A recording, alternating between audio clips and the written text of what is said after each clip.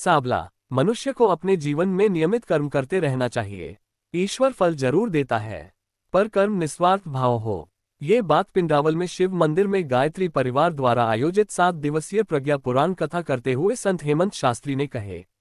धर्म सभा में बताया कि मनुष्य जीवन लोहे के टुकड़ों के समान है, यदि पारस से संपर्क हो जाए तो उसकी कीमत बढ़ जाती है। वैसे ही मनुष्य के जीवन में गायत्री मंत्रों का आत्मसात हो जाए तो जीवन के साथ पर्यावरण में आमूल परिवर्तन होते नजर आने लगते हैं। ऐसे में हमें अपने परिवार में बच्चों के साथ नियमित गायत्री मंत्र का पाठ करें। अपने आसपास की खबरों को पाने के लिए भारत न्यूज नेटवर्क को सब्सक्राइब करें और व्हाट्सएप पर ज्यादा से ज्यादा शेयर करें। रिपोर्टर दीपक बनोत, शशिकांत बनोत।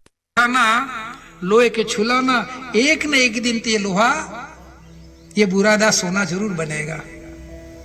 अभ्यास में हो गया, दिन निकलते गए, महीने निकलते गए, साल भी निकल गए, पर उसने तय किया कि एक न एक दिन पत्थर मिल गया जो पारस का, तो मेरा जीवन निहाल हो जाएगा। अभ्यास में पड़ गया और मन में विचार भी आया कि जितने पत्थर है उतना सब हटा दूंगा यहां से, एक दिन वो पत्थर मेरे को मिल जाएगा। वो देव योग से क्या हुआ, छुलाता गया, फेंकता गया, छुलाता गया, फेंकता गया। आदत बन गई छुलाना और फेंकना। एक दिन सुबह सुबह गया, छुलाया और फेंका और फट से देखा तो बुरादा क्या बन गया, सोने का बन गया। क्योंकि वो पारस पत्थर था, छुला तो दिया, सोना भी बना दिया, पर जल्दबाजी में पत्थर को नदी में फेंक दिया और सिर धुन धुन के पछताया, हे परमात्मा, पहले अगर मुझे पता होता, देखा होता तो मैं पानी में नहीं डालता और ये पत्थर ले जाता और मेरी जिंदगी निहाल हो जाती। बात को समझने की है कि जिंदगी हमारी ऐसी है। ये बुरादे जैसा हमारा जीवन है, लोहे का बुरादा जैसा, और गायत्री मंत्र जो पारस है, और ये पारस अगर हमारे को छू जाए तो मजा आ जाए, और छुआ नहीं तो हमारा भी दिन वैसे निकलेगा जैसे एक एक दिन उस पत्थर को पानी में डाल डाल के उसने निकाल दिया, ऐसे हम निकालते चले जाएंगे। लेकिन जब पता पड़ गया ये सब बढ़िया जीवन है, इतना सुंदर जीवन है, तो फिर जीवन काटेंगे नहीं। अभी यही कर रहे हैं। क्या कर रहे हो, दिन काट रहे हैं। क्या सब्जी बनाई, अरे सब्जी क्या बनाई, चटनी बना दी, दाड़ो काट, वो काटे ना क्यों।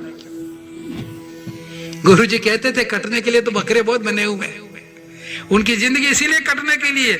हमारी जिंदगी बकरे वाली जिंदगी नहीं है, भेड़ों वाली जिंदगी नहीं, हमारी जिंदगी परमात्मा जैसी जिंदगी है। इसका एक एक दिन इतना कीमती है कि जिसकी हम कल्पना करेंगे तो वो स्थिति बनेगी जैसा पत्थर अंदर डाल दिया और बाद में पछताता रह गया। परम गुरुदेव ने यही आगाही हमको की है कि बेटों सावधान हो जाओ, एक एक पल, एक एक सेकंड कितना कीमती है, हम तो समझते ही नहीं है।